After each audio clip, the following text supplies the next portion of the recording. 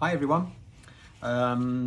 Right, Charlotte's Web. We're on chapter 4. This chapter is called Loneliness.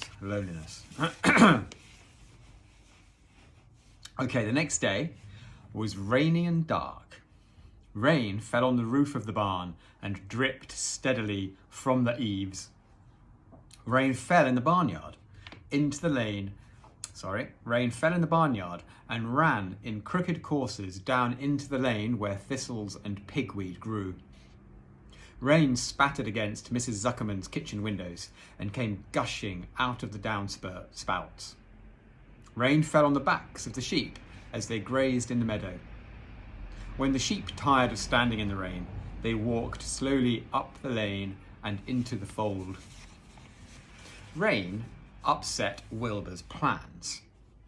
Wilbur had planned to go out this day and dig a new hole in his yard. He had other plans too. His plans for the day went something like this. Breakfast at 6:30, skim milk, crusts, middlings, bits of donuts, wheat cakes with drops of maple syrup sticking to them, potato skins, leftover custard pudding with raisins, and bits of shredded wheat. Breakfast would be finished at 7.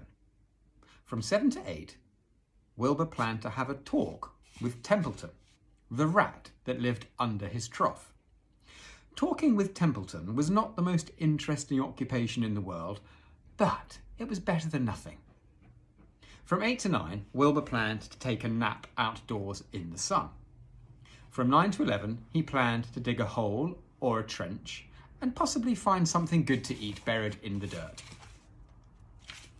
From 11 to 12, he planned to stand still and watch flies on the boards, watch bees in the clover, and watch swallows in the air. 12 o'clock, lunchtime.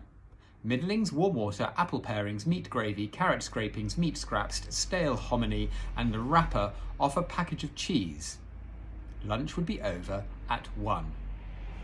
From 1 to 2, Wilbur planned to sleep. From 2 to 3, he planned to scratch itchy places by rubbing against the fence. From 3 to 4, he planned to stand perfectly still and think of what it was like to be alive and to wait for Fern. At 4 would come supper, skim milk, provender, leftover sandwich from Lurvy's lunchbox, prune skins, a morsel of this, a bit of that, fried potatoes, marmalade drippings, little more of this, a little more of that, a piece of baked apple, a scrap of upside-down cake. He has a lovely day planned, doesn't he? Wilbur had gone to sleep thinking about these plans. He woke at 6 and saw the rain, and it seemed as though he couldn't bear it. I get everything all beautifully planned out, and it has to go and rain, he said. For a while, he stood gloomily indoors. Then he walked to the door and looked out. Drops of rain struck his face. His yard was cold and wet. His trough had an inch of rainwater in it. Templeton was nowhere to be seen. "Are you out there, Templeton?" called Wilbur. There was no answer. Suddenly, Wilbur felt lonely and friendless. "Oh, one day, just like another," he groaned. "I'm very young. I have no real friend here in the barn. It's going to rain all morning and all afternoon, and Fern won't come in such bad weather. Oh, honestly." And Wilbur was crying again, for the second time in 2 days. At 6:30, Wilbur heard the banging of a pail. Lurvy was standing outside in the rain, stirring up breakfast. "Come on, pig," said Lurvy. Wilbur did not budge. Lurvy dumped the slops, scraped the pail, and walked away. He noticed that something was wrong with the pig. Wilbur didn't want food. He wanted love. He wanted a friend, someone who would play with him. He mentioned this to the goose, who was sitting quietly in a corner of the sheepfold. "Will you come and play with me?" he asked.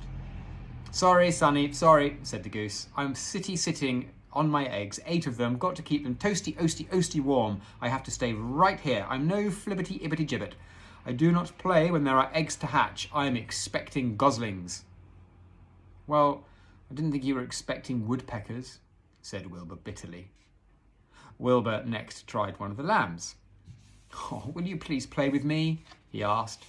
Certainly not, said the lamb. In the first place, I cannot get into your pen, as I am not old enough to jump over the fence. In the second place, I'm not interested in pigs. Pigs mean less than nothing to me. What do you mean? Less than nothing, replied Wilbur. I don't think there is such a thing as less than nothing. Nothing is absolutely the limit of nothingness. It's the lowest you can go. It's the end of the line. How can something be less than nothing? If there was something less than nothing, then nothing would not be nothing. It would be something, even though it's just a very little bit of something. But if nothing is nothing, then nothing has nothing that is less than it is. Oh, be quiet, said the lamb. Go play by yourself. I don't play with pigs. Sadly, Wilbur lay down and listened to the rain. Soon he saw the rat climbing down a slanting board that he used as a stairway. Will you play with me, Templeton? Asked Wilbur. Play? Said Templeton, twirling his whiskers. Play? Hardly know the meaning of the word.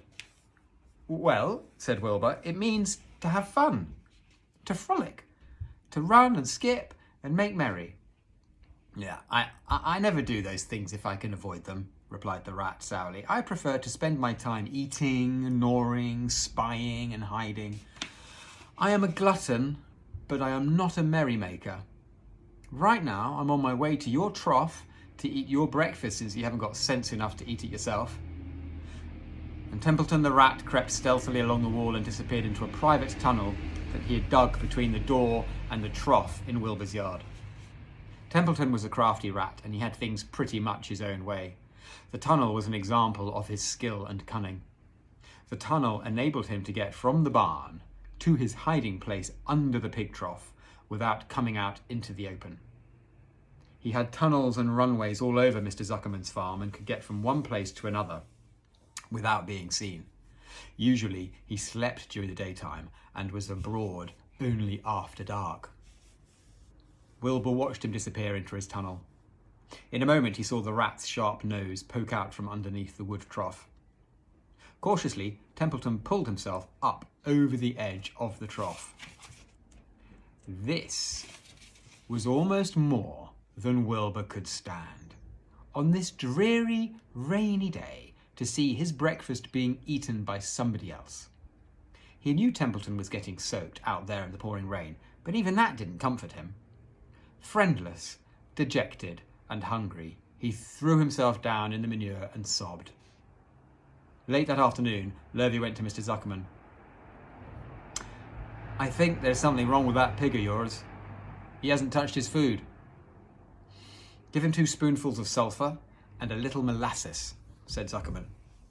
Wilbur couldn't believe what was happening to him when Lurvy caught him and forced the medicine down his throat. This was certainly the worst day of his life. He didn't know whether he could endure the awful loneliness anymore. Darkness settled over everything.